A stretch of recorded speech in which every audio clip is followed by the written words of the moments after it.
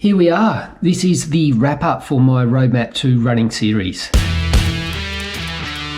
I first set this series up as a way to help navigate and keep myself motivated with a plan through the COVID restrictions set out here in Melbourne. It kind of followed along a bit on the roadmap to reopening that the government had decided. With restrictions opening, my running is pretty opened up. It's been 8 weeks of the roadmap to running, and I had 3 key goals that I really wanted to get down. One was to build a strong resilience to injury. 2, improve my technique, get that snap, spring, and flow back into my running itself.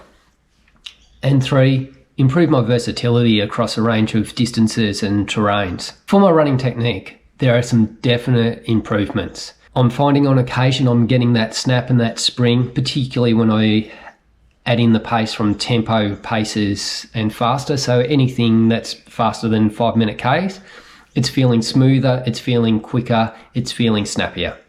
But it's not on every run, and I've still got a long way to go. One key thing that I have stopped is I've been having a bit of a drop in my hips, particularly on the slow stuff. And I've been finding that I've now a bit more upright, the hips are open, and the running stride just flows a bit better. There's less restrictions. So I've definitely improved that form. It's got a long way to go, but I'm on the right track. Injury resilience. Well, it's improved. I'm now able to do some hill running. I'm able to run some fast intervals. I'm able to do some speed work without getting injured at this stage. I've still got some injury concerns and risks. Some of the training, as it accumulates, it seems to aggravate the Achilles at the moment, so I've had to make some modifications.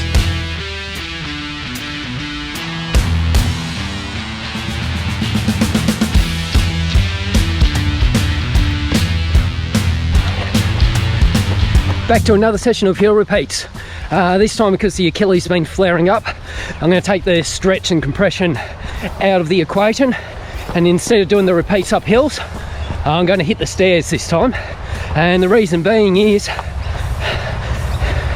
I don't have as much extension through the heel, so I won't compress the Achilles as much.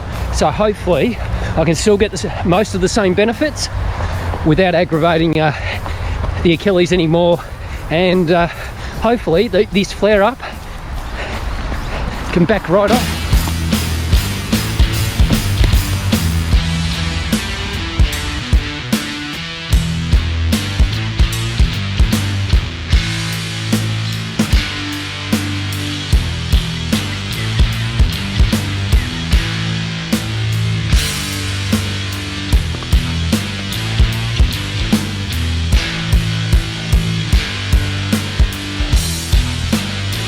It's not individual runs that seem to be aggravating it. I seem to be on track.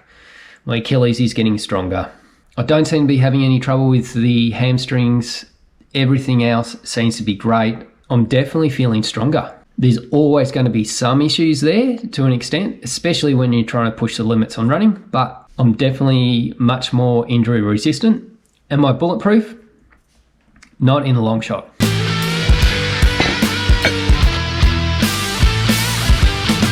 And versatility.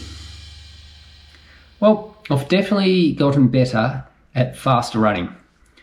So I've had a few speed sessions, I've run some faster intervals. It's feeling more natural and easier to do. So I've improved that. Can I sustain them for a race?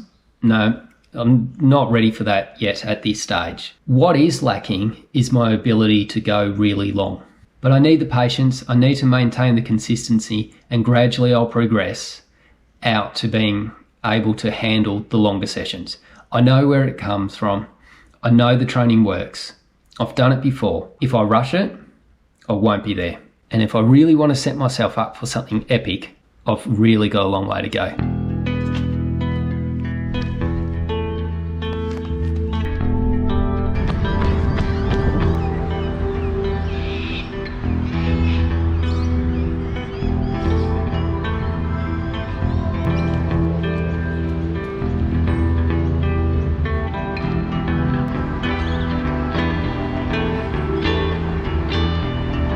So where to from here?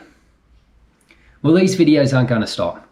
It's just not going to be the roadmap to running series anymore, but I'm aiming to get a weekly video out, whether that is delving into the own training, how it unfolds, what the plans are, and plenty of tips, tricks, and probably tutorials on how you can apply it to your own running, how we can improve things, how we can add it into goal setting, what the tools are to really get you focused on those sessions, what I use, the whole lot. And my goal is get myself to the fittest I've ever been by the end of the year and set myself up ready to perform some epic goals in 2021. Exactly what those goals are, I don't know. The races aren't clear on what we'll be able to do yet, but I'm looking for something big.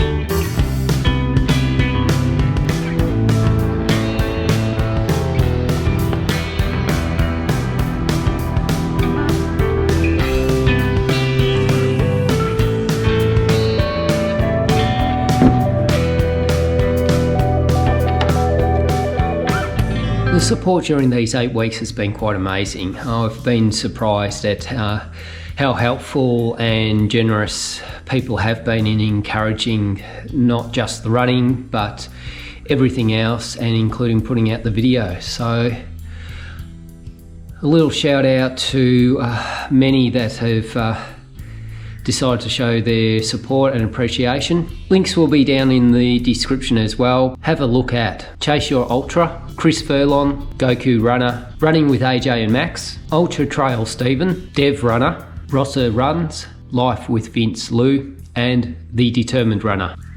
There's been others, but these guys have really stood out in offering some support and encouragement and quite a few tips along the way. They're all on their own running journey, worth following along.